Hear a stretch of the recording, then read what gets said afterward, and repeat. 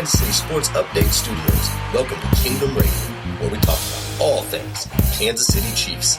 Brought to you by Arrowhead Update. Join Chris and Richard on iHeartRadio, Apple Podcasts, Google Podcasts, Spotify, Spreaker, Player FM, CastBox, and all third-party applications. Check us out on Facebook platforms such as Kansas City Sports Update and Arrowhead Update. And if you cannot find us there, Google or search Kingdom Radio and Kansas City Chiefs, and you will find us.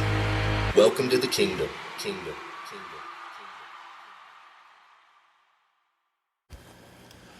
Welcome to Kingdom Radio. I'm your host, Richard Smith, along with my co-host and senior NFL analyst, kris-chavez. And look, it's time to break down the Chiefs' schedule. So, before we get to that, Chris, how you been doing? It's been about a week or so since we've done a podcast. There's a little bit of Chiefs news going on, but how are you doing? I'm doing all right. About to finish up the school year and just kind of been really focusing in on helping these kiddos out and finishing up on a positive note. And on my own end, just trying to make it through this stay-at-home order as best as I can and keeping my mind right and focusing on me and doing what's best for me in a mental and physical health state. Hey, and it definitely has taken a toll on myself as well.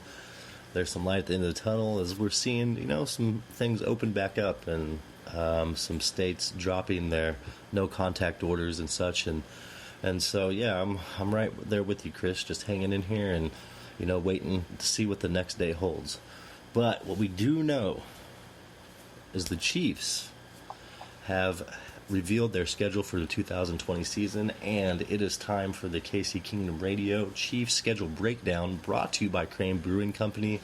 That's a local brewing company there at Raytown, Missouri. You can check them out at cranebrewing.com. They are the closest brewing company to Arrowhead Stadium. So, they're local. They're right there. You leave a Chiefs game, you can head right on over there. They're actually still doing the curbside pickup, so go out there and check out Crane Brewing Company. Those are our friends over there, and hey, we're going to support local businesses any way that we can. So, all right, Chris, let's get right into this because the schedule is pretty exciting. I see a potential for the Chiefs to go undefeated in this season, but do not get me wrong, there are some tough games within the schedule, so let's hop right into this on week 1. And this is the season opener on Thursday Night Football at Arrowhead Stadium. And when I say season, it's not only the home opener and the season opener for the Kansas City Chiefs, but is the NFL season opener as well. So, Chris, let's talk about that for a second. I think that this is going to be a tougher game than a lot of fans give it credit for, especially, with the man back there at quarterback, Deshaun Watson. But the biggest news, from the Texans was DeAndre Hopkins being traded to Arizona. So, Chris, what do you look at here for week 1 against the Houston Texans? This is a home game and a home opener. So, give us your take here. This is going to be a very tough matchup. The Texans are going to be coming in, healthy. As healthy as they possibly could, and then also they're going to be coming in fired up because they're going to be looking to avenge that round 1 playoff loss in which, let's just be honest, they got absolutely demolished in that game and embarrassed having had such a huge lead and then losing as they did. They're going to be coming in for blood. What we have working for us is that we have almost the entire same roster returning for this game. Correct. I would, and probably a lot of people would argue that we're actually going to be coming in stronger and better into this game than we were last year. Oh, absolutely. With Edwards-Helaire, that absolutely is a boost in Andy Reid's system. Yeah, and then you also look at William Gay I'm going to assume the weak side linebacker position. just to really help out with the coverage. But then also with just having his speed on the field is going to really help out as well. They're in that middle tier of the defense. That's something that we were kind of lacking last year. But the Texans, I think, are going to be coming in with a pretty decent wide receiving core, despite the fact that they lost probably one of, if not the best wide receivers in the game right now, and DeAndre Hopkins. Right. You're going to, presumably, depending on how preseason goes, they're going to have a healthy Will Fuller. I believe Randall Cobb signed with them in the offseason. So they're going to have some pretty decent weapons there. What I question in their offense is going to be their running back position. They brought in David Johnson from Arizona. And, there's a lot of questions there with him and his performance. And, the one thing I do want to say about the Texans is, other than the playoff game, you really never see them lose big. Deshaun Watson normally keeps them in games, right. And to his credit, he never loses them games. Right. He always keeps them in the game, unless it's against the Chiefs in Arrowhead, which could very well be a repeat of the playoff game. I look at this game as a big stepping stone for the Chiefs to get in the right direction headed into the season. As good as Deshaun Watson is, it takes key elements around him, to produce victories. And I will say that DeAndre Hopkins is a bigger loss to the Houston Texans organization than they realize. I think it's going to take a huge toll on Deshaun Watson, going throughout the season, because there's going to be more on his shoulders. And so for the Chiefs aspect, especially adding, the Willie Gay and the linebacking core, now the Chiefs just have to hone in on Deshaun Watson, and that's it. That's the only element that the Chiefs have to stop. So I don't see this being even a potential loss for the Chiefs. I think this will be a game that will be handled well, and the Chiefs can go into week 2 with confidence. So yeah, I think when I say like a close game, it'll definitely be closer than the playoff game. But I think the Chiefs could potentially win this one at closest by about a 2-digit margin, 10 points or more.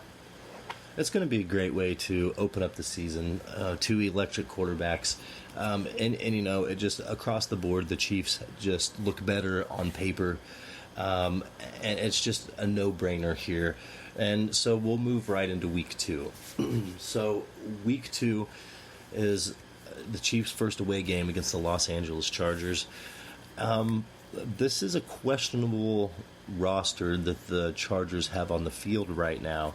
And I think that this is going to be a huge game for the Chargers, and will show them just where they stack up within the division. But also early on, I don't think that Herbert is going to have his timing down and have his chemistry with the players on the offense to really even compete with the Chiefs. Well, I'm going to go in a slightly different direction there. I don't think that Tyrod Taylor is going to have is going to be in sync with his receivers. I think he's going to be the one who's going to start the season as the starting quarterback. More than likely, the second time around that we see the Chargers, we'll probably face Herbert then. But we also kind of have to treat this game as if it's coming off of a bye week, because we're going from Thursday to a Sunday game. So we're going to have 10 days in between, and we all know how Andy Reid is after a bye week. Now, that's a little bit of a stretch because it's not necessarily a true bye week, but with any extended amount of time to game plan, and that's going to do nothing but work in Andy Reid's favor. And the Chargers have put in a lot of work to getting better on their roster, and I will give them credit. They did put together some really good pieces and bring in some really good pieces. but it's not enough to overtake the Chiefs in this one, and the Chiefs are going to come out with a victory. Whether it be Tyrod Taylor or, Justin Herbert, only time will tell. But I will say that, the level of competition, again, across the board, it just does not stack up. And, here, Chiefs Kingdom, I just want you to know that you'll probably hear that over and over again. We'll try to put it different ways. But, look, we're at a point right here with the Chiefs depth chart and, the season that we're going into that, a lot of these teams just don't have what it takes to even keep up with the Chiefs. So they're more or less speed bumps along the way for the Chiefs playoff run. But yeah, Chris, I'm with you. The Chargers, they don't have what it takes, and at the same time, 2 new quarterbacks on the roster trying to change everything. It's not going to be a great start for the Chargers. Chiefs start out 2-0. Week 3, Chris. This right here is probably the most. One of 2 of the most interesting and important games of the season, and it happens to be right here in Week 3, and it's a Monday night game.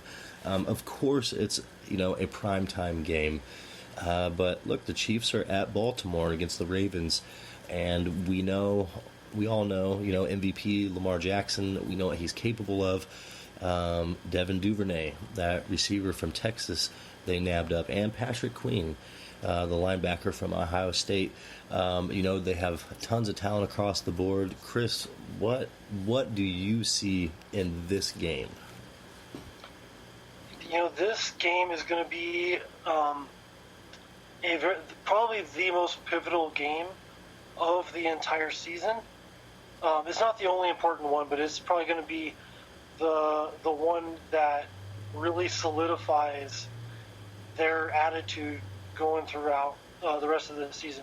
They're coming into the season with the determination to repeat as Super Bowl champions, but this is going to be the one where they are going to lay a smackdown on the current MVP Lamar Jackson and the Ravens, and they establish their continued dominance of the AFC. Which I completely agree with, because if we look at the past between Lamar Jackson and Patrick Mahomes, it's no secret that Patrick Mahomes is 2-0, and I look forward to continue. And it was dominant performances. I won't say both dominant performances by Patrick Mahomes, I will say. And I think this is another scenario where the Chiefs understand who and what they have to contain. And I think that this one will be one of the closest games of the season. And I look for it to be high scoring as well, even with our potent defense. But I think the Chiefs are going to edge this one out in a close one. I'm going to say that they're going to keep the Ravens' offense low scoring. Last year, through the first, I'll say 2.5 quarters, we had basically shut down that offense that up until the point that we faced them had been tearing up the league. And then once we had such a huge lead, then Lamar Jackson had to kind of force some throws that he wasn't taking earlier on in the game. And defense was definitely ripped apart in that second half and let them back into the game. I don't think our defense allows that to happen this time, because we're going to have the confidence that we can shut them down. We've been able to figure them out in the past, and that's going to continue.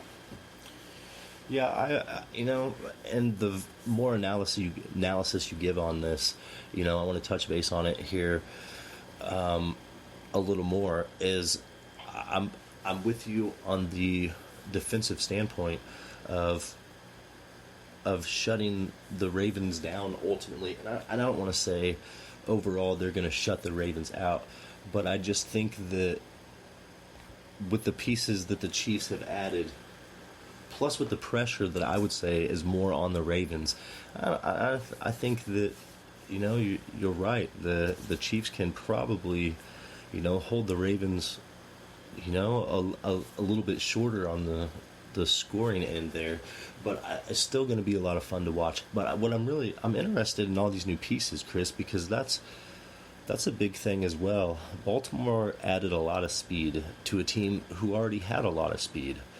So, but here's the thing. Clock management. Baltimore Ravens will not be able to control the clock if they're not on the field. If the Chiefs defense can hold and maintain their ground, the Baltimore Ravens can't control the clock, and realistically that will just let Mahomes throw the ball all over the field. Yeah, and then another component to look at this with is, depending on how things play out with this current scenario, there's the chance that Earl Thomas might not be there for that game. I think a 3 or even a 4-game suspension is a little long for what he's currently going through. But if there is a scenario where he is suspended, there's a chance he could potentially be missing this game. And that'll bust the doors wide open for a Kansas City Chiefs arsenal that is already wide open. So look, we're talking 3-0 now. The Chiefs are off to a great start here, and they have a premier win under their belt with the Ravens' victory. And I don't care who you are. You beat the Baltimore Ravens right now. You should be feeling really, really good about your team going into the future. So let's move to week 4 here. In a game that any other year, in the last 20 seasons, this would be a premier matchup. But this year, it sings a different tune. The Chiefs are at home, and finally they're at home, of course, to the New England Patriots. But look, Chris, this is what we have here. We have a New England Patriots team without a quarterback. The quarterback's Jarrett Stidham? Yeah, Stidham. So Jarrett Stidham, I don't have any idea who that is.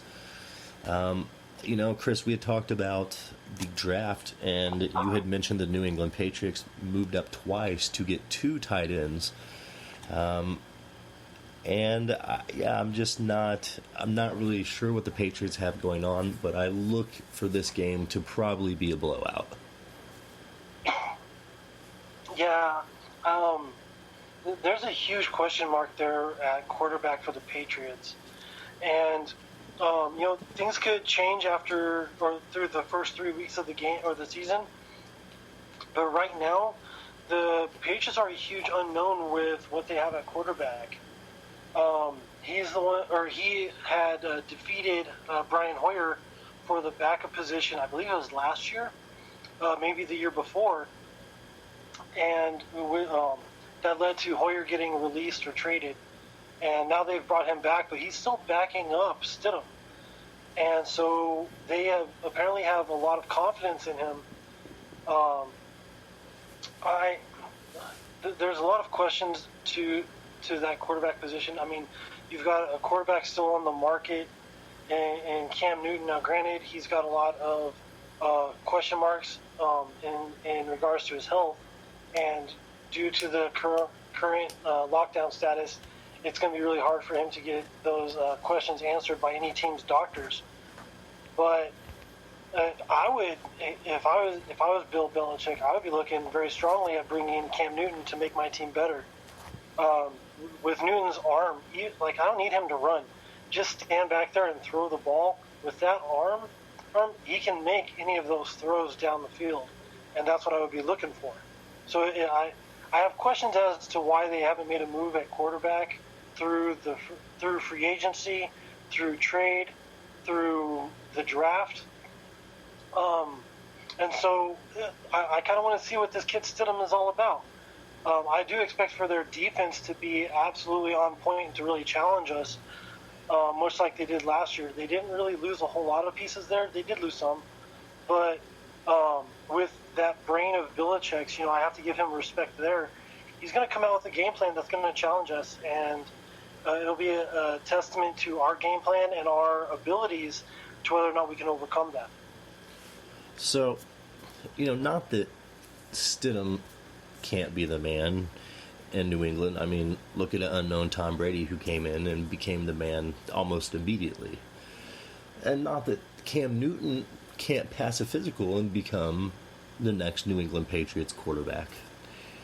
But I'm looking at a side of things here, and I'm not saying this is what New England is doing, but this is a very interesting take and concept, and realistically, this sounds like Bill Belichick football. Bill Belichick traded up in the draft to get 2 tight ends this season, with the quarterback and Stidham, or whoever he chooses at quarterback. Now, he could be choosing to run the ball all season long and tank this season, and go out and get his quarterback next season in Trevor Lawrence. So I don't want to say that's what they're doing, but Chris, do you put that scenario past Bill Belichick? You know, I don't put it past him, but on the flip side, he seems like such a competitive type that it's hard for me to see him. I think how he would phrase it is cheating the game like that in order to get a player. He doesn't seem the type. But then again, you look at his track record of disrespecting the game and his lengthy history of cheating. Maybe it is in his wheelhouse to potentially do that. Okay, so we're going to leave it right there. It could be in his wheelhouse to potentially blow a season to get a quarterback in Trevor Lawrence who could, lead his team to another 20 years. But it's going to take him, let's just keep it real. Even if he gets Trevor Lawrence, he's not Patrick Mahomes. But I'm just saying, I wouldn't put it past New England. So, here again, I see the Chiefs moving past the Patriots with a victory, and I think this is going to be a convincing victory because even with Tom Brady, Patrick Mahomes seemed to be able to put up points, against whatever defense they've put on the field. Bill Belichick coached. I mean, the Chiefs have put up points. So I don't look for this to be, as close of a game as Baltimore. I think the Chiefs can beat New England convincingly by 3 touchdowns and move into Week 5 4-0. So, let's talk about Week 5 because, Chris, this is the first time that the Chiefs are going to play the Las Vegas Raiders, and this is at Arrowhead. But there's some new dynamics to the Raiders. Henry Ruggs. Hey, we all know how fast that cat is. And also, the Raiders drafted 3 wide receivers in the draft. I mean, including Ruggs, and 2 other receivers. That is a deep wide receiver draft. But I think the biggest question, and Chris, you and I have discussed this a lot, is Derek Carr. I mean, is Derek Carr the leader that the Raiders need him to be to get them over that hump? And so I think that this can be a game for the Raiders to make a statement, for Derek Carr to prove to the NFL that he is that top-tier quarterback. But, Chris, I'm sure you'll agree with this, I don't think it's going to happen. What's your take? Especially with Josh Jacobs running it down everyone's throat last season. Okay, first off, I have to get this out there. Raider Hater Week! Yes. God, I love Raider Hater Week. Like we have talked about many times, there's a huge question mark about David Carr and what the heck he's going to be doing, whether he is capable of being the quarterback of the future that the Raiders are looking for and need, or if he's going to end up handing over the reins mid-season, which I think is a very huge possibility. Although you look at the backup and Mariota, there's some question marks there. But Gruden and Mayock are both pretty high on him, or we're high on him coming out of or coming into the draft. And so there's a chance that with some time to develop, Mariota could end up taking over the reins there. So it'll be interesting to see how that quarterback competition plays out. I think that they definitely do have some really interesting pieces that I think the Chiefs are going to have to accommodate for in the future. Jacobs, absolutely. Henry Ruggs, definitely. It's going to help to open up the the offense for the Raiders. You look at their tight end Waller. They've got some good interesting pieces there. The question there is besides quarterback is definitely going to be their offensive line. Can their offensive line return to the form that they were at 3 years ago?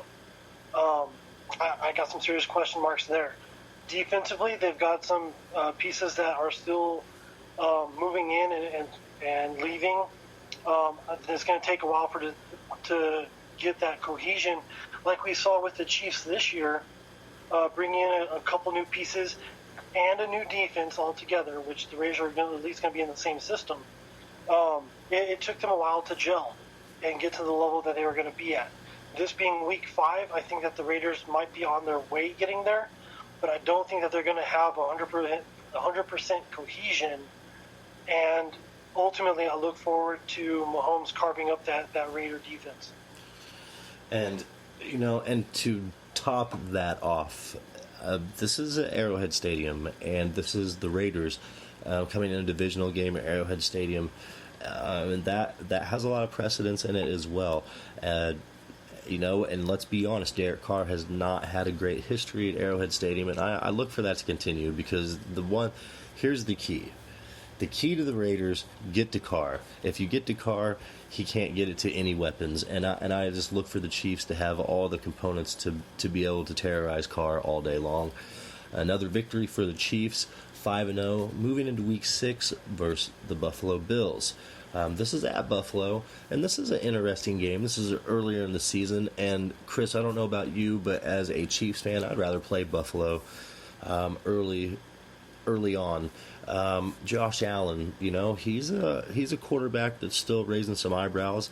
I want to see another season out of him before I really give him a green light as far as an elite quarterback, top tier. But Buffalo went out and got Stephon Diggs, picked up a weapon for Josh Allen. So what do you see here? Buffalo, Kansas City, Thursday night game at Buffalo. Yeah, this is going to be a very interesting game. And, not to necessarily pull the West Coast, East Coast thing, but the Chiefs are going to be on a short week traveling from Las Vegas to Buffalo. And so that's going to create some difficulties. This Bills team, they came out of nowhere, but they surprised some people in the playoffs last year.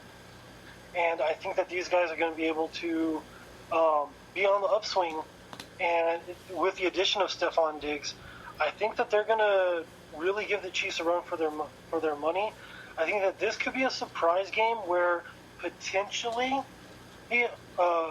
more so as a surprise rather than them actually beating us up, we could potentially lose this game here. All right, so we're going to check mark that one as a possibility for Chris on the loss column for the Kansas City Chiefs. I really, I look for this. This really could be a shootout. The Bills have not been given enough credit the last couple seasons, and I think their defense is formidably better than it has been in the past. And hey, Chris, you could be right, but I'm still tilting in the Chiefs' direction. No matter how much trouble they had in the past in Buffalo, I'm still going to give the Chiefs the edge here.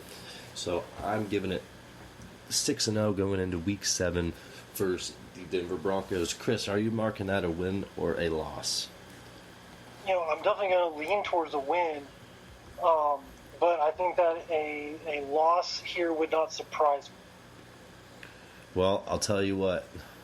We'll go with that. So, Week 7. Chris is on the fence about the loss. To Buffalo. Week 7. Another divisional game.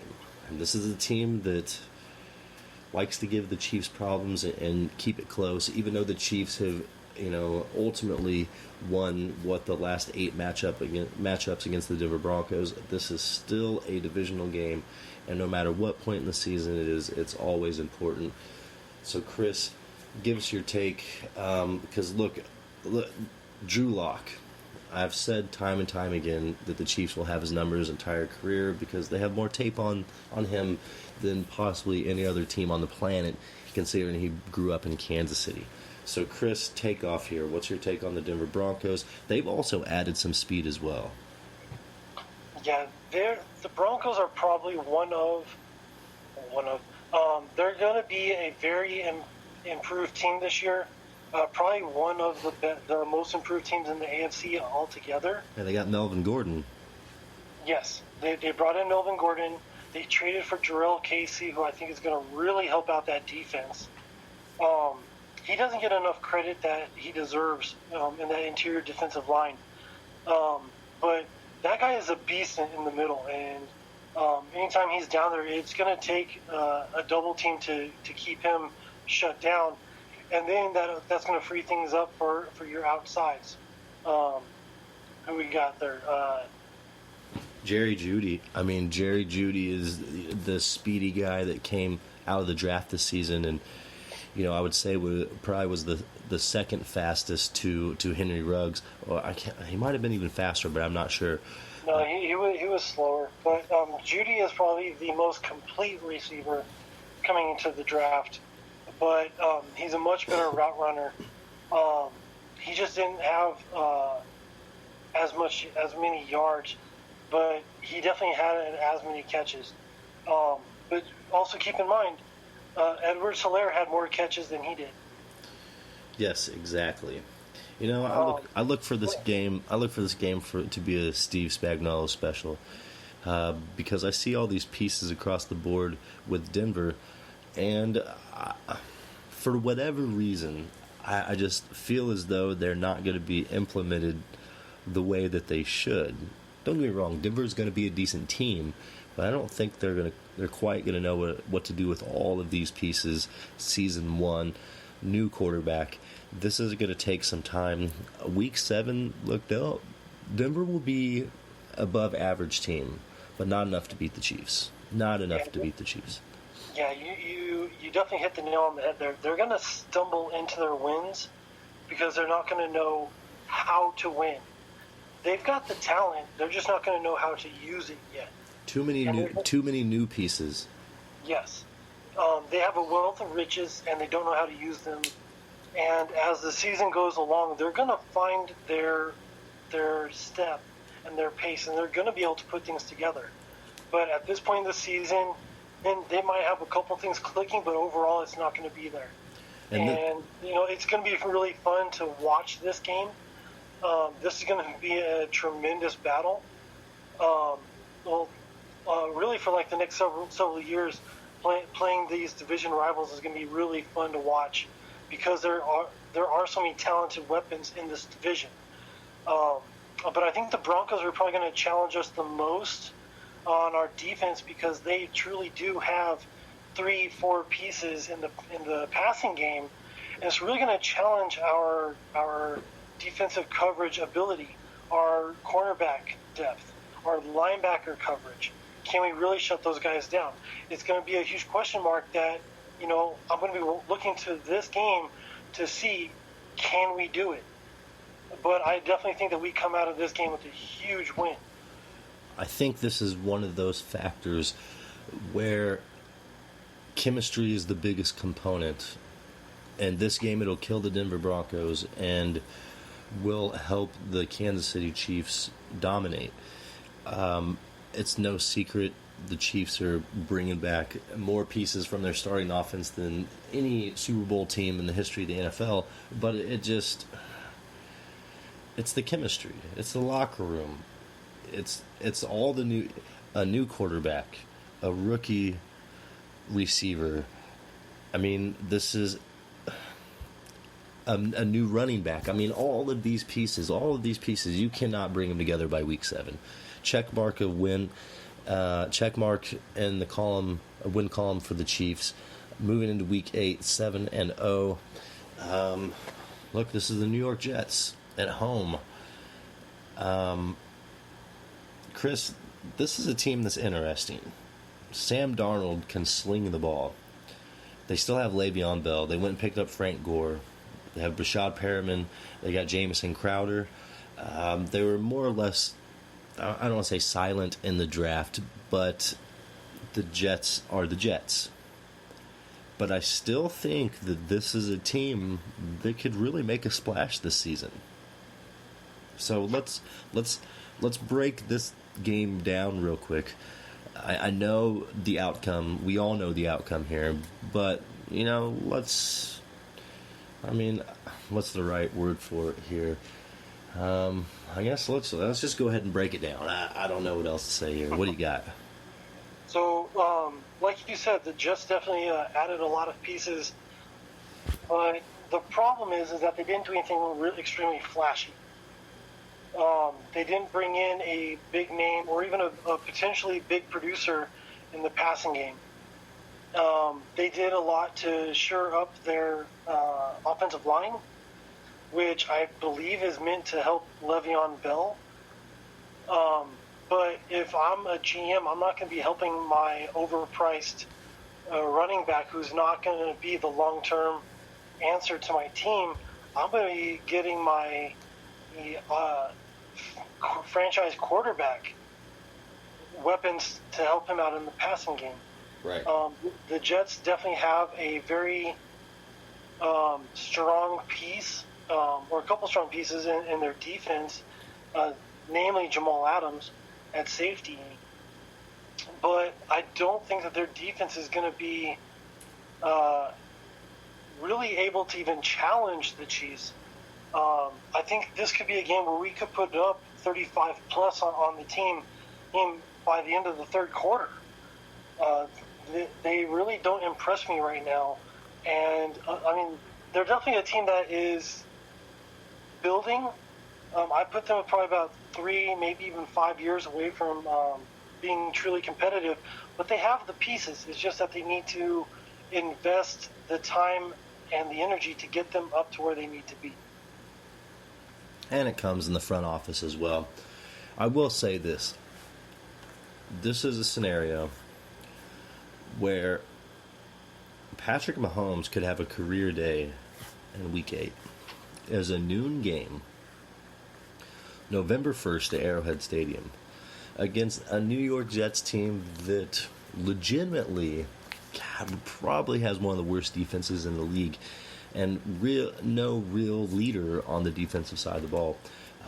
This is going to be an absolute blowout, and I would venture to say that New York is going to leave Arrowhead Stadium with their tail between their legs. Yeah, that's definitely going to be happening in that game for sure. So we are going to go ahead and mark Week 8 as a win, moving into Week 9, 8-0. I don't think this is really, barring any injuries, I don't think this is a stretch of the imagination the Chiefs can be going into Week 9, 8-0. So next is the Carolina Panthers. This is another game at Arrowhead Stadium, another noon game. This is a Carolina Panthers team that has turned some corners, made some coaching decisions, and really sent the franchise in a different direction. The new starting quarterback is Teddy Bridgewater, and we all know Bridgewater has made some splashes here and there in the NFL. I personally think that he has the talent to be a starting quarterback again. And Christian McCaffrey, you can't ever count McCaffrey out. This kid is a fantasy football dream, and just really stud, hard to be stopped. But, as Chris had stated, about the Jets, building, Carolina's team around Christian McCaffrey is almost a detriment to the future, solely because, stock has dropped for running backs in the NFL, and they're so injury prone that it's really hard to make a franchise move around a running back. But Chris, given what the Panthers have done in seasons past, new coaching staff, Arrowhead Stadium, what do you think, Carolina, Kansas City? I think that this is going to be a great game for many different reasons. The Panthers are definitely going to be looking for an identity on defense. They lost the heart and soul of their defense in Luke Kuechly, who retired early, but totally understand given his concussion issues. Wish him nothing but the best. I think that Carolina has found a way to utilize the running back in a way that is actually going to make a running back valuable in the NFL. They don't run Christian McCaffrey between the tackles every single time, every single carry. They utilize him in the run game outside the tackle to free him up and not take as much wear and tear. They utilize him in the passing game. And I think that this is going to be a great game for Edwards-Helaire to sit and watch what Christian McCaffrey is doing and then turn around and do that on the field himself.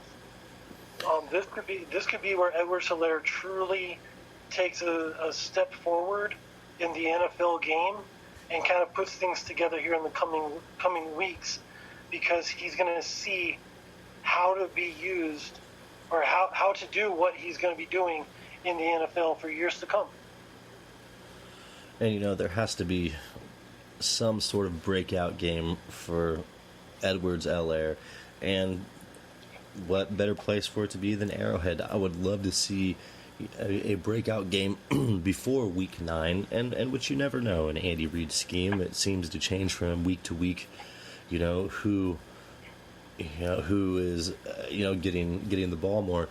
But I would love to see a huge game right here. What a game that would be, the Edwards-Helaire Christian McCaffrey matchup,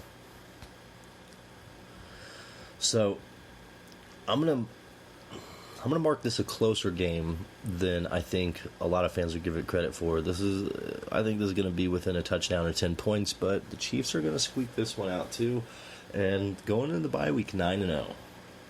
Chris, you got Kansas City squeaking this one out as well? Yeah, very much like you. I kind of think this ends up being kind of like the first Tennessee game last year, where we go in expecting a really big win, and it ends up being much closer than we really think. But I think that we end up getting the win on this one as well. All right. So we are looking at 9-0 going into the bye week. Chris, I think it's time for some halftime.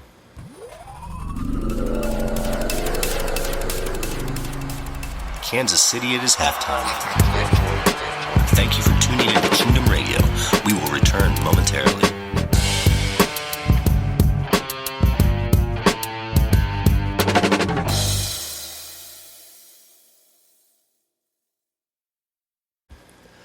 And we are back from halftime. Welcome back to KC Kingdom Radio. I'm your host, Richard Smith, along with me, my senior NFL analyst, and co-host, kris-chavez. And we are here breaking down the Chiefs schedule release, as brought to you by Crane Brewing Company in Raytown, Missouri. Go to cranebrewing.com. Go check them out. So, Chris, let's pick up here week 11. This is after a bye week. We have the Chiefs sitting at 9-0. Going into the bye week, and look, the Chiefs are at Las Vegas. We have the Las Vegas Raiders, and a Week 11 game that I think will be a tougher division matchup than most would see on paper, just because I think the Raiders are going to gel more through the season, and this could be a tougher game. But let's look at the realistic side of things here before I let you take off, Chris. Andy Reid after a bye week is incredible. Phenomenal, almost flawless, and I'm not really seeing a Las Vegas Raiders team that can really stop the Chiefs. So go ahead, Chris. What do you see? Well, there's going to be two things to potentially look at here. Are the Raiders gelling and coming together behind Derek Carr? And are they being successful? If they are, I think that Derek Carr is still going to be the quarterback. But if they're sitting there at, let's say, 5-5, 4-6, there's a chance that they could potentially be making a quarterback move there to Mariota. And if they do make that quarterback switch, I think that it's going to very easily be in the Chiefs' favor, even if the Raiders are potentially coming out of a bye week. I don't know what their schedule looks like in the week ahead. But I think that we could potentially still come away with this win. If the Raiders are coming together and are on a hot streak, I think that this game will be a much, much closer game than the first matchup. And again, this could be one where the Raiders could squeak out a win. It all just depends on the scenario. I'm going to go with the Chiefs on this one. I'm going to go with the Chiefs as well, just because, the Chiefs are going on that huge winning streak in the division, and I just don't see it being stopped by John Gruden and the Las Vegas Raiders at this point, especially with the Chiefs are going to be coming in on all cylinders on offense and defense. This could be a nasty game for Derek Carr. So, again, Chiefs get a victory there, coming out of Week 11, 10-0. So, let's look at this next matchup. Week 12, this could be the most interesting matchup of the season and could also potentially be a pre-Super Bowl matchup. We all know that Tom Brady has left the New England Patriots and gone to the Tampa Bay Buccaneers, and Gronkowski followed him down there as well. And with all their weapons, Mike Evans and company, this could be a scary scenario in the NFC. And this is going to be a very, very interesting game for the Kansas City Chiefs. This is legitimately New England 2.0. Chris, take off here. I want to hear your take first, and then I'll give mine.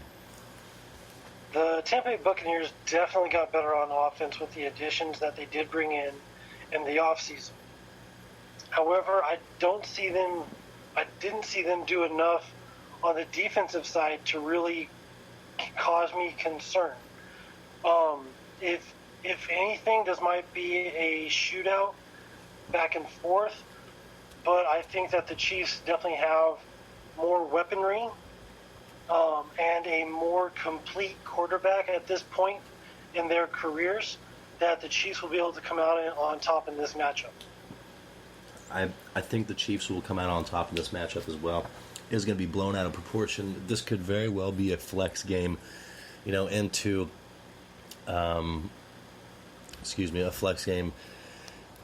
a national televised game. But look, here's the deal here. I look at this team again as a Patriots 2.0, and I look at this as a scenario where I'm not sure if this game will come down to the last 2 minutes. I'm just not for certain that Tampa Bay even has what it takes to hang with the Chiefs here because of the defense this time. This is going to be a huge game for the defense, and I look for Spags to want to get to Tom Brady all game long. All game. Do I look it to be high scoring? Yes. This game's probably going to be in the 40s. But the Chiefs are going to come out with a victory. Chris, what do you see as far as the final score here? You don't have to give me a final score, but is this going to be a high scoring game, low score? What do you got here? Regardless of how it ends up for the Buccaneers, I think the Chiefs end up being high scoring here.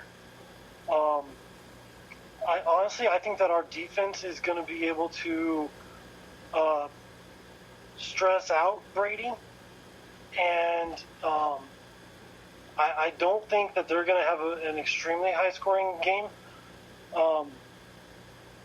As far as NFL standards, it might be high scoring, but I think they're going to be probably around about 30 points. In my mind, I don't call that high scoring, but I know by NFL standards that is. So, yeah, I guess we would end up having to say that it will be a shootout. I will say this. I look for this to be an easy transition for Tom Brady to Tampa Bay.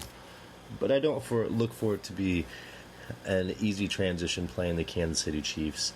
You do not have Bill Belichick calling the plays anymore. And don't get me wrong, I like Bruce Arians. Great guy, great coach. Not enough to beat the Chiefs. Another victory for Kansas City going into Week 13, 11-0. And Chris, this right here, this game against the Denver Broncos, this is at Arrowhead Stadium. For me, this is the most important game of the season. And I say this solely because I firmly believe that this will be the game that the Chiefs lock in their 5th consecutive AFC West title. I also look for this to be the game that the Chiefs knock Denver out of the playoffs. But I look for it to be closer than we think because Chris, I think that Denver is going to surprise a lot of people this season. Again, top to bottom roster, it's not, there's no comparison with the Chiefs and the Broncos, but I still think that they're going to be a formidable team and are going to raise a lot of eyebrows. But it's going to be an important game. Chris, what do you have for us? Very much like you said, I definitely think that this is going to be a very winnable game for us, a very important game. If things go as planned, by this time the Broncos will have gelled and Locke will have a lot more communication and understanding with his wide receivers at this point. This could be a lot closer than the first game, and I definitely think that this is going to be a very intriguing matchup. But I do think that the Chiefs end up coming out with the win here. And I do as well. That'll give the Chiefs back-to-back AFC West titles. There, we said it, Week 13, it will happen. And we'll put the Chiefs at 12-0, moving into Week 14. This is going to be a tougher game than I think you and I will give it credit for. But the Chiefs are at the Miami Dolphins. And, hey, I do want to say something, too, about that Denver Broncos game. That's a primetime game. I'm sorry that I skipped that. That is an important element. The Chiefs do have a hard time against the Denver Broncos in primetime, but I still think that will be taken care of. Sorry I had to backtrack, but I did want to throw that out there. Back to the Miami Dolphins. And I do want to say this real quick. I really hope the Tampa Bay Buccaneers play the Miami Dolphins in the last week of the season. Just have to clear that up. But this is a dangerous team towards the end of the season. The Dolphins have shown this in numerous times in the last 5 seasons. Chris, go ahead and take off about the Miami Dolphins. They are at home against the Chiefs. Week 14. Could be spoilers. We never know. Tell me what you got here. Yeah, I definitely think the Dolphins are going to try to play the role of spoiler here. Tua coming in as a rookie. He's got nothing to lose. This is a rookie year. And I don't really expect for the Dolphins to be making a run at the playoffs. They are definitely going to be a much better team than they were last year. They brought in a lot of skill and talent onto this team. They still have a ways to go to have a complete team, but they definitely have the pieces there that they can surprise some people. Given this late in the season, then that's going to be the role that they're going to want to play.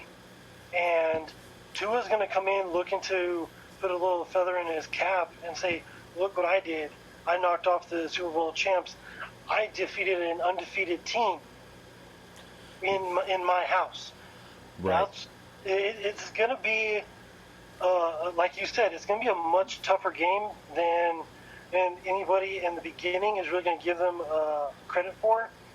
This could be a trap game for the Chiefs, especially when you look at who we play next. But I think that the leadership of our team, the coaches, are going to be able to get them dialed in. And even as we saw in the playoffs, if we don't come out playing right in the first quarter, even through the first half, we get dialed in and we can turn it up to that next level and we can finish the game. I don't think that the coaching staff or the leaders of this team let us win this game or let us lose this game, and we come out with the victory. So I'm going to say this. This is the start of the Chiefs' small decline for the season. Every team goes through it. And it's just going to be a small bump of the road for the Chiefs this season. But it starts with Miami for me. And here is why I say this. I feel like Tua is going to come into the league and really be a shining light. And I think he's going to give the Chiefs a run for their money. And even if not, look, even if Tua is not starting, they have Fitzmagic to back him up. He is fully capable of coming in and being, the role that they need and the starter that they need to pull out a victory. Can he be, a full season starter? No, he cannot. Can Tua? We don't know yet. But this team's dangerous. Devontae Parker. There are some elements of this team that could really surprise the Chiefs. And this is my thing. Tua is going to be a track meet with Tua. The Chiefs are going to come out on top. But here's what's going to happen. This track meet, for whatever reason, is going to wear us out. And although we're going to come out with a victory in Week 14, to be undefeated, we're 13-1, going into the Mercedes-Benz Dome against the New Orleans Saints. And I will say, Chris, that this is my first loss for the Kansas City Chiefs this season, and it will come to Drew Brees and the New Orleans Saints. I mean, look, they have Michael Thomas, Alvin Kamara. They went out and got even more pieces. This team is just loaded. I look for this to be the first loss of the season for the Kansas City Chiefs. With the addition of Emmanuel Sanders into this offense, it's going to really open things up tremendously for Michael Thomas. And I think that this is going to be another.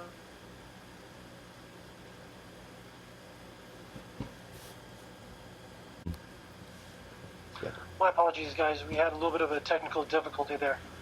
As I was saying, the addition of Emmanuel Sanders, into this offense is going to really open things up for Michael Thomas, and the Saints offense is going to really fly off the hinges this year. The big question mark that I have is, do they have the pieces on defense to stop the Chiefs offense? And while I believe that we have the defense to curtail their offense, this could very well be a matchup that's going to be very reminiscent of the Los Angeles Rams game. And I think that this could be a very high-scoring game, definite shootout back and forth. I have tremendous respect for Brees and what he does. And as long as he's in that game, it's going to be a tremendous matchup. If Jameis Winston is at the helm, defense, put on your receiver gloves, because you're going to be catching a lot of balls in this game.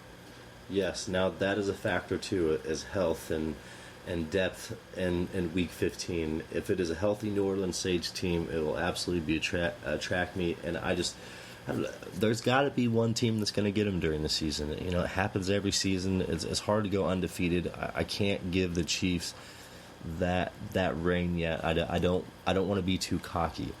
So I'm going to say that the Chiefs are going to lose to the New Orleans Saints here in Week 15. But look, here's the deal with that.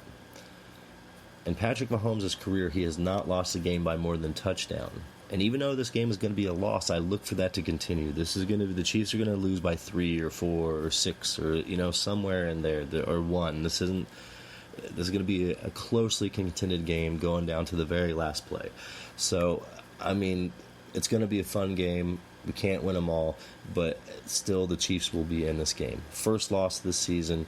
Going into Week 16, now the Chiefs are 14-1, facing an extremely talented Atlanta Falcons team. I want to say this, and Chris, you had pointed this out earlier, in the season. I know that Week 1 of the season hadn't started, but, we have started the season, in March. But the Atlanta Falcons, on their roster, all the starters on the offensive roster were former first-round draft picks.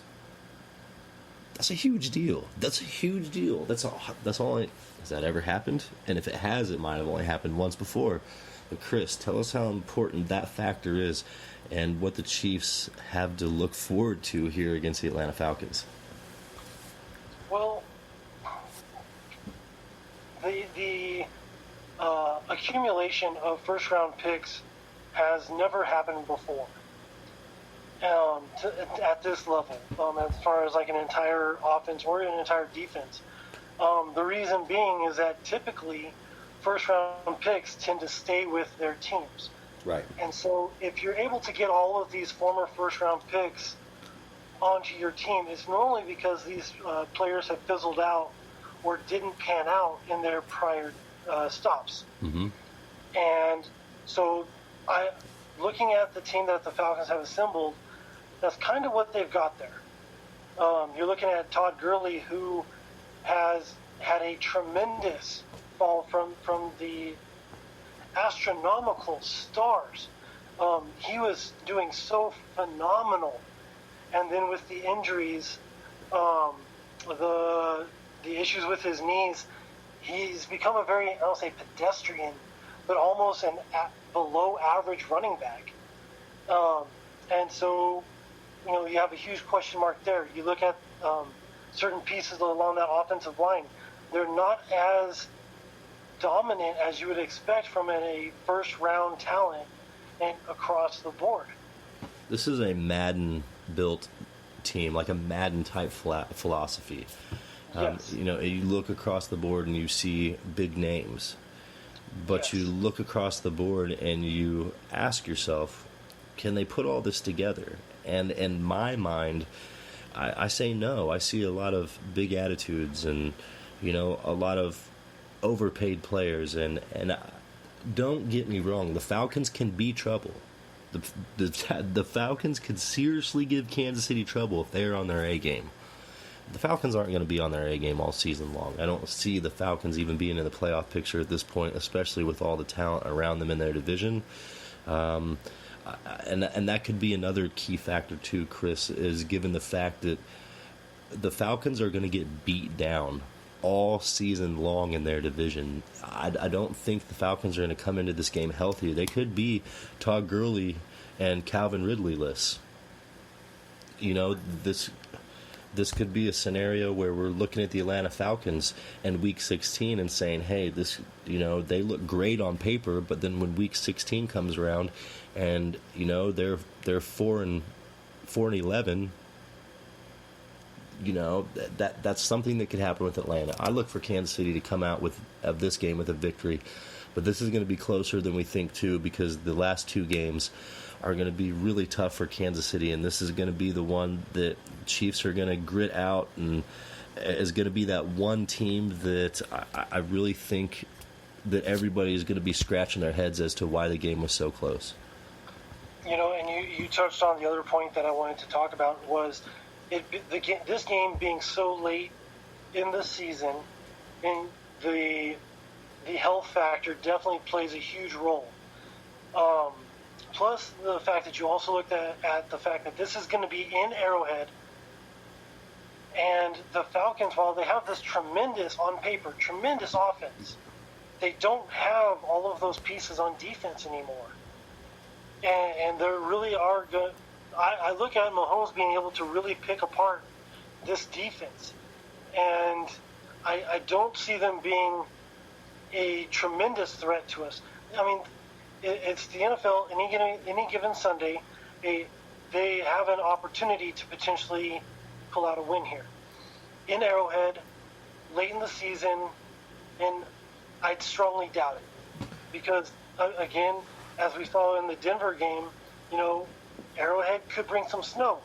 How often has Matt Ryan ever had to play in snow?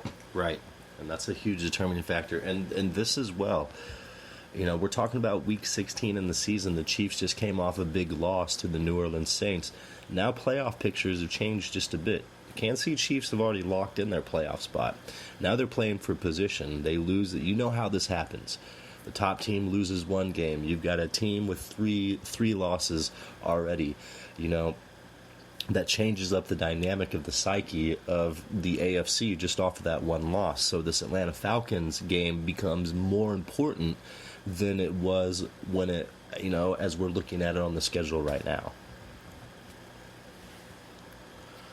So, I definitely have to go with my heart here, and I'm going to say the Chiefs pull this one out with a sizable victory. I have a feeling that I'm with you on that one. This could be another career day for Patrick Mahomes. I just have a good feeling about the Chiefs putting up huge numbers.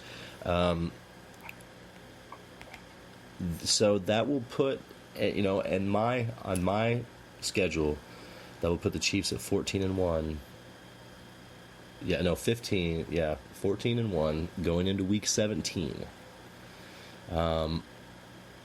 against the Los Angeles Chargers. And this is a team that has probably changed quarterbacks at this point. Has Justin Herbert in playing for pride, really playing for chemistry, looking forward to next season. Could be a team that could hurt somebody's feelings, but just not a team that can hurt the Chiefs' feelings. I look for this one to be a blowout. Kansas City has too much steam. They've played too many physical, tough teams the last 4 weeks to let the Chargers push them around. I say this is an easy cruise into the playoffs. Patrick Mahomes has 6 touchdowns. Well, like you kind of mentioned, the Chiefs already have the division wrapped up. They have the conference wrapped up. They've got their playoff spot locked up.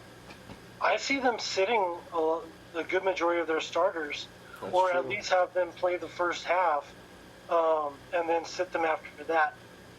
Potentially, because in my scenario, they're going after a perfect season. And I think that they potentially play the first half, and then regardless of what's happening there, they sit them the second half, because ultimately making it into the playoffs healthy is more important than having a perfect season. Right. However, you look at the accolades of Mahomes through his career, and every year he does something different, and he goes that much better. And what better way to top everything else that you've already done than go undefeated? Absolutely. And like you touched on, I strongly feel that the Chargers have made a change at quarterback here. They're gonna be playing for pride, but our defense is gonna be we have too much depth on our defense to lose to Herbert. And I truly feel that we end up winning this game, regardless of the scenario. But even more importantly, I think we finish this season 16-0. And I'll say this, Chris. I've never even thought about an undefeated Kansas City Chiefs team. And, it's still, until you said that, it hasn't come to my mind. And it could very well be possible. This could be the season, Chris. I'm leaning on one loss. I don't see the Chiefs losing to Los Angeles, regardless of who's in. There's too much depth there. And I think some of these guys, the quarterback we brought in from the XFL is really going to, do some things. And even if we put him in, he's going to be the guy that the Chiefs can lean on. So, an undefeated season, it could happen. I mean, heck, I've got him losing one game. One game is one game. If it goes the other way, you have an undefeated season. It very well could happen. It very well could happen, Kansas City. And this really is the schedule for it to happen. The Chiefs really fall middle of the pack as far as strength of schedule, and all that could change throughout the season depending on injuries and what happens with some of these teams. Some of them could fall off, some of them could step up. But we all know what the Kansas City Chiefs are going to do, and they're going to come into the season red hot because of the chemistry. And bringing back 21 or 22 starters on the offensive side of the ball, and it's just looking amazing for the Kansas City Chiefs, hitting full stride going into the season. So, look, that is our Chiefs schedule breakdown, brought to you by Crane Brewing Company. We really hope you guys appreciate that segment. We put a lot into it. That's that's a full season we just broke down. Full season. So we've got a couple other subjects we're going to talk about here. Look, we're going on an hour and 10 minutes, but there's 2 more topics we want to hit on here real quick. And one of them is the guy with the funny name and a bit of a lazy streak. The Chiefs signed Taco Charlton to a 1-year deal worth $825,000. And I will say this, he has wore his name fittingly. He really, I want to say he didn't do much. He didn't do much in Dallas in 2017, 2018. They say he did not do much in Miami in 2019. But I do want to put a bright subject on a player who has underperformed and has admitted that he probably didn't give it his all in the last 2 organizations. But I want to say this. In 2019, we're talking about a player who had 5 sacks. So, Chris, I want you to keep that in mind. Taco Charlton did have 5 sacks with Miami in 2019. So, tell us a little bit about him and what you think, and can he turn this around? Because this really is a new beginning for him in Kansas City. You know, if ever there was a player who gave a reason for why the NFL should have a game on Tuesday, it would be Taco. Well, we would have a career day on Taco Tuesday. That's hilarious. So, jokes aside, you know, he's definitely another one of those Brett Veach reaches where it's low risk, high reward. Mm-hmm. And you look at the fact that it was, you know, to quote Taco Charlton, Kansas City was a place that he was looking forward to coming. Once he cleared waivers, Frank Clark was on the phone and they were talking. Nothing else mattered. Money-wise, nothing really mattered. He came in on an extremely team-friendly one-year deal because he wants to play with his college buddy, Frank Clark. Frank Clark and he go way back to, I believe it's 2013-14 at the University of Michigan. Frank Clark was like a big brother to him. I'm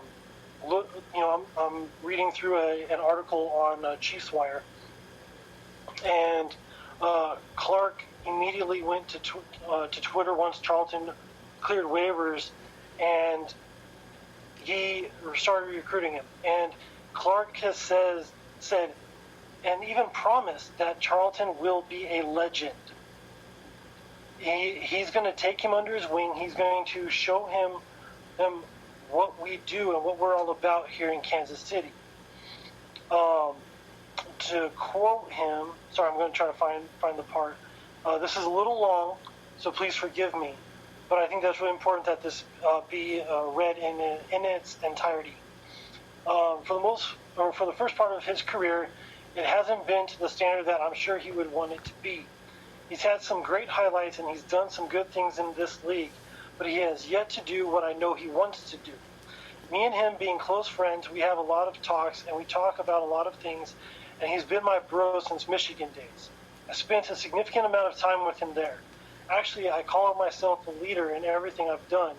And at Michigan, I made a lot of mistakes, but on that football field, I did my share of leading those guys. One thing I did in that position room was change the way the position was being played, the rush in, and Taco followed suit. He listens and he does great things. I'm just excited. I'm excited to see what he's going to do. Like I said, I want to turn him into a legend. First, just show him my work ethic. Show him how we do things with the Chiefs. It's a certain standard that Coach Reed has us mounted to. There are certain things that you have to be able to live up to here. We're the champs. We're defending our ring, and there's going to be some standards that he has to live up to coming into that room. Yes.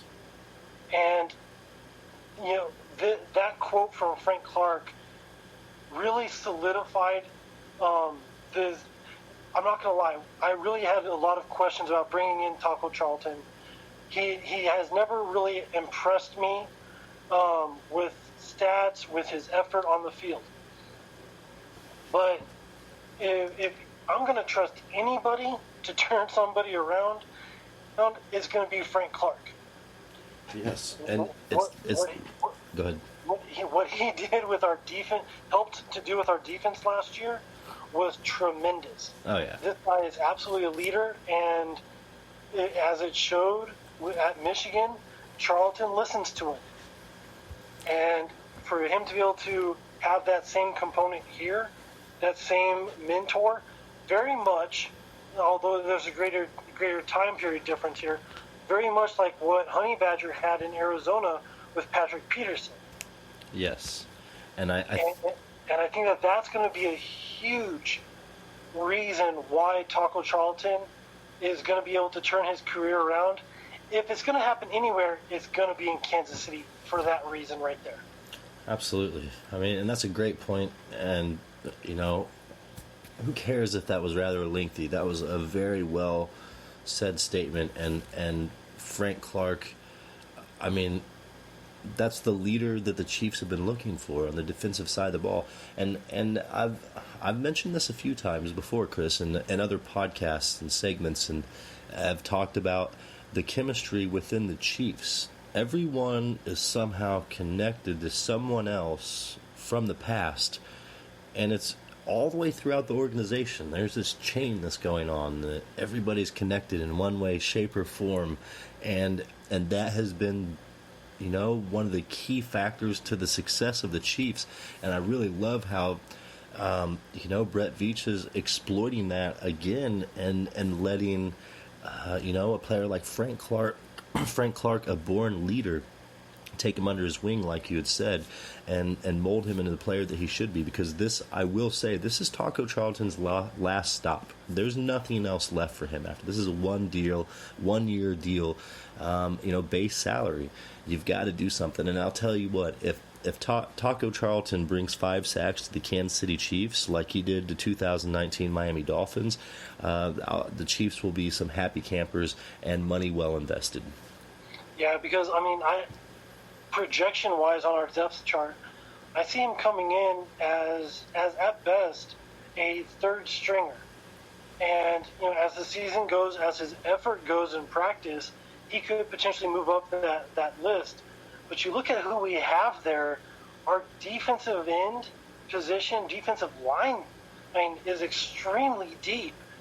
And you rotate a guy out and you have a very high quality player who's replacing him. Yes. It's almost like you were to do a line change in hockey, and the next line is just as good, and I'm not saying that we're there right now, but just as Hall of Fame worthy as the first line that just came out. We really have very little loss in talent and athletic ability on our defensive line. When a guy comes off and catches a breather, the next guy that comes in and is going to be able to perform at that exact same level or very close to it as the guy who just came off the field. And having that tremendous depth there and incorporating Taco into that is going to be huge for our defense. Yes, and keep in mind, Chiefs Kingdom, this is one thing that I think all of us have looked past. And we haven't got to see the full production of this player due to injury. But the Chiefs still have Alex Okafor for another season. He is on the Chiefs roster, and this guy can seriously be scary for defenses if the Chiefs can get him going and keep him healthy. And then you put a guy like, Taco Charlton in the mix and put him in depth. It's going to be scary for any offensive line. This, like you said, Chris, the depth for the Chiefs' defensive line is astronomical, especially compared to what it was just 3 seasons ago. That was one of the biggest question marks for the Kansas City Chiefs, and they have just flipped that script and made this one of the most formidable defensive lines in the NFL. So, and to also touch on that same note of question marks, we have another guy coming back after having been gone all last season in Breland Speaks. Yes. What is he going to bring here in his third season, second time on the field? What are we going to see from him? How has he developed in his season off? He better come back a more well-rounded and intelligent player, because if you're sitting on the sidelines all year round and you're watching, you better be studying film. So we're going to move on to one last subject here before we get off, because, Chris, we're heading on 1 hour and 20 minutes here. But the media is eating Sammy Watkins alive right now. And the premise of all of this is solely because Sammy Watkins opened up about his personality and his beliefs. He did a interview with the Bleacher Report, and I'll tell you what, regardless if Sammy Watkins, believes in good and evil or demons or aliens, psychic superpowers and all of that stuff, number one, that's none of my business. Number two, I'm a Chiefs fan. If he is into that and that is how he lives his life, that's what he's going to do. All we need him to do is catch touchdowns, catch passes from Patrick-Mahomes, and stay out of trouble. If he's doing all that, Sammy Watkins can believe whatever he wants to. Now, does he care? No, he doesn't care. But I will say this. Sammy made himself vulnerable.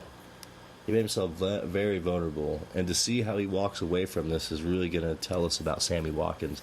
But I think he's already told that story. He really just doesn't care. So, Chris, let's talk about this just for a second, because this isn't, I feel bad for Sammy. But in the same respect, we know the media. He set himself up for failure, but I think he knew that. I think he meant to do this. So, Chris, what's your take? In the week before the Super Bowl, he was quoted as potentially, retiring after the Super Bowl, and the media jumped all over him for that. And then after he wins the Super Bowl, he looks at him like, "Man, y'all believed me?" And that scenario right there really kind of let me into who he is. And he's a very intellectual person, very well researched, and he's definitely playing with the media because he knows how they can be and how they're going to manipulate certain things. Oh yeah. With this particular interview, when you read through the entire article on Bleacher Report, and then you see misleading headlines from the New York Times, from Sports Illustrated, from Yahoo Sports, where Sammy's going to start World War III next year if he doesn't get the ball more. Does he say that in the article? Yes, he does. But when you read through the entire thing, it was a moment where he was getting frustrated and upset because he feels like he deserves more attention and respect for the things that he does in our offense, which, as anybody who follows the team should know, he is responsible for. Yes. He taught a lot of these wide receivers how to be a wide receiver, how to run routes, how to stay healthy, how to take care of your body. Because in the first half of his career, heck, the first 90% of his career, before he came to KC, he couldn't stay healthy. He didn't take care of himself. He drank himself all night long into a drunken stupor, showed up at practice, and then ended up getting hurt. He is a model for these wide receivers of what not to do and what to do. And he is. He is a class act in the locker room, on the field. Regardless if he has different views or not, he's a leader. And I feel like he does have that respect within Chiefs Kingdom. And Sammy, if you're listening, we want you to know that you are respected here in Chiefs Kingdom. And I respect your views. I respect how you live your life, because to each their own. And, if you're an extremely spiritual person, and in my mind, for him to believe what he believes, that is pure spiritualism in a way that I can't even comprehend. So I'm not going to knock it. Just keep doing what you're doing, Sammy. The media is what it is. We all know this. I mean, Chris, you and I are media, but we're not, trying to detriment anybody's career or their mental psyche or anything like that. So, Sammy, head up. Do not worry about this media. Keep doing what you're doing. You're a hero here in Kansas City. I don't think that anyone in Chiefs Kingdom would be hoisting the Lombardi Trophy without you.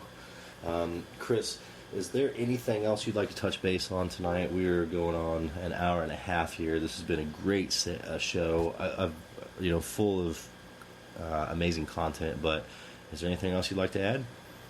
I'm just going to throw it out there, kind of just wrap up the Sammy scenario. I strongly recommend that any of you guys who are curious or questioning our breakdown of the Sammy Watkins stuff, go read the article on Bleacher Report.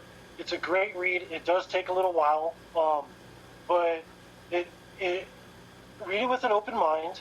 And I'm not going to lie, when I first read the World War III stuff, I got really upset. I was like, oh, no, you didn't, bro. But then as I read through, I was able to see the whole picture and understand the context in which he was saying it and where his mind is really at. And I totally understand what he was saying there. And, I'm just going to leave it there. Thanks you guys for listening to the episode tonight.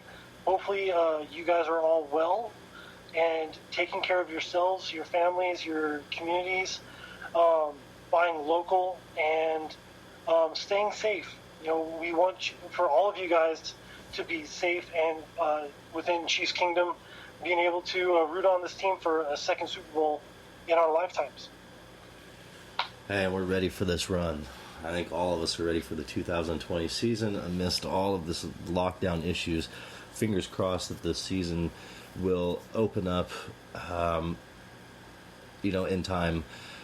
So Kansas City, look, we have broke down the season schedule for you. We have given our thoughts. We have even mentioned an undefeated season for the Kansas City Chiefs. I do not think that any other time in the history of the Chiefs, and even in my lifetime, that we've talked about the possibility of an undefeated season. And that is very much in the grasp of the Kansas City Chiefs this year. And that's something all of us can look forward to. I'm extremely excited about it. I know Chris is. Chiefs Kingdom, I'm sure you're overwhelmed with excitement. We all know that the Clyde Edwards-Helaire draft was a huge piece. Everything's falling into place. So Kansas City, we really appreciate you tuning in. Look, I'm going to do some promotional stuff here real quick before we get off. Go to kckingdomradio.com and check out some of our original content. I add stuff daily. We were writing Chiefs articles. The podcast is on there. We have merchandise. There's all kinds of stuff to go out and check out. Mr. Cole is on there. You can go check out our guys at the Kansas City Podcast Network. There's just all kinds of great stuff. Go check us out. Go to the KC Kingdom Radio Facebook page. Leave a review for us. Check out our, leave a review here on the podcast. Like it, follow, anything. Subscribe to our webpage. There's all kinds of content out there that you all are missing out on. And all you have to do is pick up your phone and Google KC Kingdom Radio. And all of these websites, all this content will pop up. Social media, everything. Just Google us, Kansas City. You're sitting there right now. While you're sitting there listening to this, Google it. But thank you for tuning in, Kansas City. This is Kingdom Radio. You all have a wonderful evening.